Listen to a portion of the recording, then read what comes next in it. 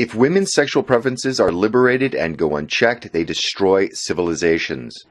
If women are allowed to choose, harems form. If women are allowed a voice in matters that pertain to the safety of a nation, then that nation will die, inevitably.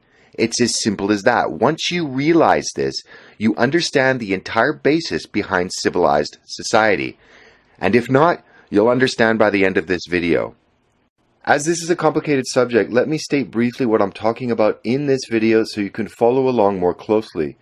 Women do not, on an instinctual level, care very much about her tribe, nation, or civilization. It's in their nature not to. Women are biological creatures like all others, and they seek to maximize their chances of having viable offspring. This half-century-long experiment of women's liberation and political enfranchisement has ended in disaster for the West. And the damage done to the West may be irreparable, and the only solution would be a return to a more patriarchal society, and this seems highly unlikely. I want you to hold on to this key thought, as the meaning will become clear as this video progresses. When I'm speaking of Western women, I'm talking of women as an organism, or in general. Of course, there's a spectrum and every individual is different. But for the purposes of this video, I'll be speaking of Western women and their general characteristics. I realize that this is a sensitive topic and women with children are different from younger women, but it's the broad strokes of Western women that need to be addressed. If you're a woman watching this and take offense to this video, please understand that I do realize that not all women are the same, but there are some very easily identifiable patterns of behavior that need to be discussed. It's just that women have never been the builders of any of the larger edifices of civilization and are not and have never been responsible for maintaining them. This is borne out across every civilization throughout history. So to be clear, I am not assigning any quote-unquote blame on any group or gender in this video. I'm only trying to explain how I see the world that we've all inherited. And let's get this out in the open. Women are not very good at being loyal to the tribe. They never have been, they never will be. The reason is it's not in their nature to do so. Now, not only are women not punished for inviting alien and unassimilatable armies of men into the West, they then vote for parties that force the entire society to have its national wealth redistributed to this army of aggressive and hostile men. And women who are in positions of power even openly celebrate the destruction that they bring upon their people and openly taunt those that seek to retain their culture and civilization from obliteration. As in the following video of German politician Dr. Steffi von Berg in Hamburg. Frau Präsidentin, meine Damen und Herren! Unsere Gesellschaft wird sich ändern. Unsere Stadt wird sich radikal verändern. Ich bin der Auffassung, dass wir in 20, 30 Jahren gar keine ethnischen Mehrheiten mehr haben in unserer Stadt. Das ist das, was wir haben werden in der Zukunft. Und ich sage Ihnen noch ganz deutlich, gerade hier in Richtung rechts, das ist gut so. And as our societies become ever more dangerous because of people like Ms. von Berg, and even though women can take steps to protect themselves, the primary responsibility for protection will probably always belong to men. This is very important. Women will thus only have as much freedom as their men are willing or capable of guaranteeing them. So the question begs, why do women do this? Why do women betray their in-group? And how is the current situation different from those that preceded it? Well, in a word, enfranchisement. Women have been given the vote, and in a democratic society, they vote their biological imperative. Now, what do I mean by this? Well, recent genetic research has shown that before the modern era, 80% of women managed to reproduce while only 40% of men did. The obvious conclusion from this is that a few top men had access to multiple women while the bottom 60% of men had no mating prospects at all. Women clearly didn't mind sharing the top man with a dozen other women, ultimately deciding that being one of many women sharing a man who leads was still more preferable than having the undivided attention of a man who serves. Commenting on this, Roy Baumeister, a prominent social psychologist who teaches at Florida State University, had this to say: It would be shocking if these vastly different reproductive odds for men and women failed to produce some personality differences. He went on, "For women, the optimal thing to do is to go along with the crowd, be nice, play it safe. The odds are good that a man will come along and offer sex and you'll be able to have babies. All that matters is choosing the best offer." We're descended from women who played it safe. For men, the outlook was radically different. If you go along with the crowd and play it safe, the odds are you won't have children. Most men who ever lived did not have any descendants who are alive today. Their lines were dead ends. Hence, it was necessary to take chances, try new things, be creative, explore other possibilities. Many societies, including the West, long ago devised a simple plan to stop the inherent infighting that occurs because a large majority of men in the in-group don't have sexual access to women or the ability to reproduce legitimate children. The entire basis of Western society was the male agreement to keep only one woman in public so that every male has near equal chance at reproduction. It's for this reason that organized and advanced civilizations have always needed to agree on the equitable distribution of women so as to incentivize its men to produce and have a stake in the society's health and security. But this, like other cultural arrangements that held the West together for centuries, is breaking down and can be observed in something as basic as the fact there are no Western countries that are even at replacement levels in their birth rates. This again can be laid at the feet of loosening of sexual morality and the dating habits of young women. Colloquially called the 80-20 rule, what it basically means is that the vast majority, the 80%, are sexually pursuing the top 20% of men. This is highly damaging to the formation of monogamous couples and the successful formation of families, and the children that will be the next generation of any given country. And we'll be talking about this more later in the video, but if you're interested, see Google for more information on this. Also, one thing to understand is that female psychology has always been about adaptation. In our tribal past, if women of conquered tribes didn't submit to their new masters, they faced death along with their husbands, brothers, sons, fathers. Even today, many women seek out aggressive men, whether consciously or not, as it seems that this psychology has been ground into women after countless years of our species' evolution. That means criminals, gangsters, and mass murderers are always going to be more attractive to women than hard-working, honest men. They always have been, they always will be. Think of how many women throw themselves at drug dealers versus, for example, math teachers.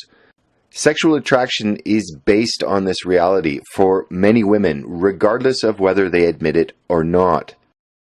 And the feminization of men in the West, adhering to the repetitive and decades-long diatribe that vilifies anything and all things masculine, are no longer, for many women, attractive potential mates. The culture of the sensitive man, the emotional man, the compassionate man, is at odds with what women are biologically predisposed to desire. Because I'm a scoundrel. There aren't enough scoundrels in your life. I happen to like nice men. Nice man. Very nice. It's so much a part of women's psyche to want the scoundrel that it's wrapped up in their very DNA. Just to get this out of the way, because I have a feeling it might show up in the comments, yes, I am aware that the vast majority of women, when raped, reach sexual climax or orgasm. However, from all the science that's been done, this is just basically a hardwired response. That if it does have an effect on women and their judgment, it must do so at a very subconscious or primal level. I also know that the number one sexual fantasy disclosed by women over and over again is rape fantasy, forced sex fantasy. But fantasy and reality are two different things. So I'm not really going to count this as a reason why women are so prone to consciously betray their in-group. The half-century-long experiment of women's liberation and political enfranchisement has ended in disaster for the West. When you begin to start connecting the dots, you realize that since women have been given the vote, the entire center of politics and thus Western society has shifted ever more to the left. Women have also used their political enfranchisement to further the cause of the aptly named women's liberation. Liberation socially, liberation financially, liberation from family, from motherhood, liberation from religious dogma, and most importantly, sexual liberation. Once women were given equal say in the sphere of politics, it was only a matter of time until our civilization was swept up by the event horizon of its own collapse. All kinds of studies have been done on this subject, as this one from Columbia University, and they all, without exception, note that as women become more quote-unquote emancipated, the decline of the family is further accelerated. And as the family disintegrates and women move politically further and further to the left in their voting, many then begin to use the government as a surrogate husband and provider. Women are thus even more liberated from their traditional roles within the family and society at large. In one of the most comprehensive studies of civilizational decline, J.D. Unwin postulates in his book, Sex and Culture, written in 1934, that the main driver for the rise of a civilization is the degree of chastity of the said civilization's women. Unwin, a British social anthropologist at Oxford and Cambridge universities, studied 86 different cultures through 5,000 years of history and found a positive correlation between the cultural achievement of a people and the sexual restraint they observed. It's very complicated, but for Unwin, the fabric of society was primarily sexual, and heterosexual monogamy was the optimal arrangement for the planning, building, protecting, and nurturing of the family. If enough heterosexual partners made a monogamous commitment, civilizational energy was directed toward promoting the finest societal foundation possible. Without exception, each civilization he studied allowed its success to alter its moral code. According to Unwin, after a nation becomes increasingly liberal with regards to its sexual morality, it loses its cohesion, its impetus, and its purpose. From a chaste moral code, societies gained what he called expansive energy, and this energy allowed these cultures to expand into other weaker cultures. Now, when you compare the modern Western world with the Islamic one, you see exactly the results that Unwin's theory would predict. By allowing women to fuck freely, the West has de facto entered a matriarchy that disincentivizes young men. Islam, on the other hand, keeps their women chaste, and their expansive energy, as Unwin's theory predicts, is manifested in what we're observing today. The Islamic culture is the one who's expanding into the West. Ultimately, each civilization became less cohesive, less aggressive, and less resolute. Civilizations in this liminal phase then collapsed from either A, an internal anarchic revolution, or B, conquest by invaders with greater social energy.